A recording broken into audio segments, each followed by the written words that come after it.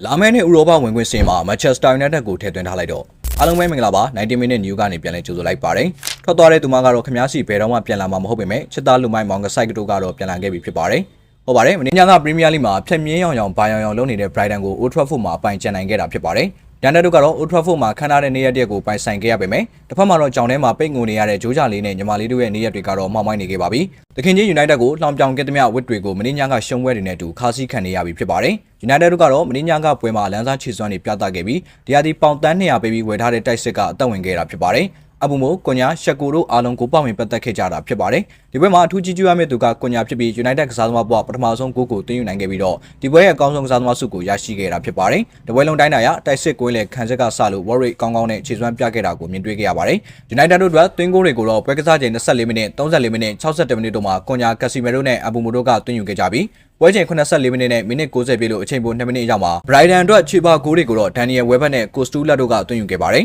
ဒါပေမဲ့နောက်ထပ်4မိနစ်အရောက်မှာတော့ United အတွက်အနိုင်တေချစေမဲ့ဂိုးကိုအဘူမိုကအဆုံးသတ်သွင်းယူခဲ့ပြီးပွဲပြီးစေခဲ့တာဖြစ်ပါတယ် United တို့ကတော့ဒီနိုင်ပွဲနဲ့အတူ Premier League အမှတ်ပေးစရာကိုရမှတ်16မိနစ်လီဗာပူးကိုတမတ်ဖြတ်ကအဆင့်လင်းကိုတက်လန်းထားနိုင်ခဲ့ပြီဖြစ်ပါတယ် United တို့အနေနဲ့အခုလိုခြေစွမ်းမျိုးကိုသာလာမယ့်ပွဲတွေမှာဆက်ပြီးထိန်းထားနိုင်ပြီဆိုရင်လာမယ့်နှစ်ဥရောပဝင်ခွင့်ကိုကျင်းတီပေါက်ပြန်လည်ရရှိသွားမှာဖြစ်ပါတယ်အားလုံးကိုကျေးဇူးတင်ပါတယ်